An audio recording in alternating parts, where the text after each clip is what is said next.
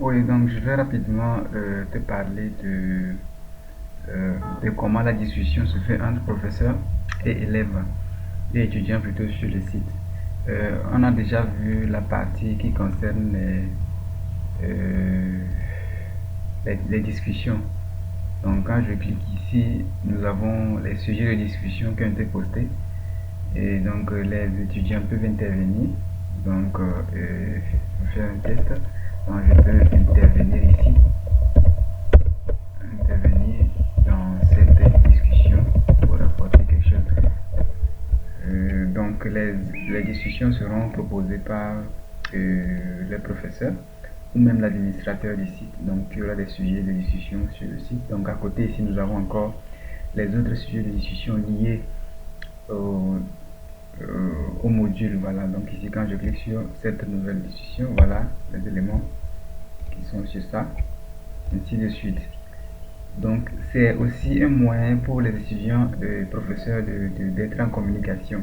Donc un professeur peut venir poster un sujet à débattre par ses élèves. Donc ici, les élèves vont intervenir sur ce sujet-là. Maintenant, quant aux conversations personnelles, j'ai essayé de le faire sous forme de mail.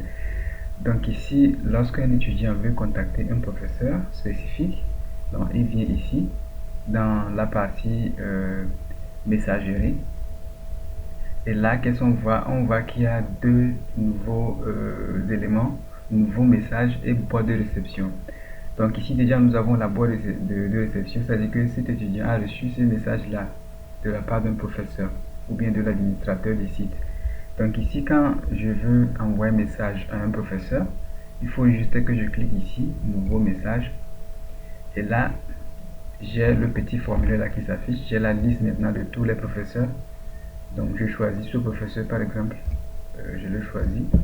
Je mets un sujet de mon mail.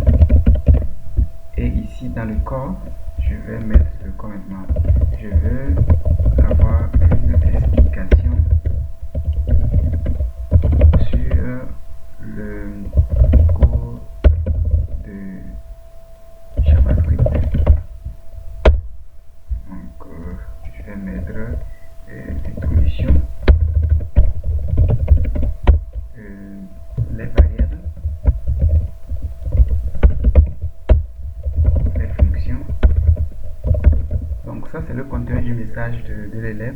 Donc s'il y a aussi un fichier à joindre, on le prend. On va essayer d'ajouter un fichier quelconque. Je vais prendre ce fichier PDF là que je vais joindre.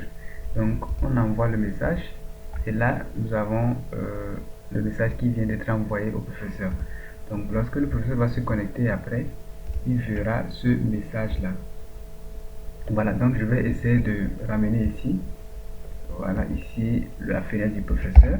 Ici, voilà, quand on actualise, on voit, voilà, donc ici on voit déjà que nous avons le message de l'élève qui est connecté actuellement ici, qui envoie ce message là. Voilà, donc un sujet de mon mail.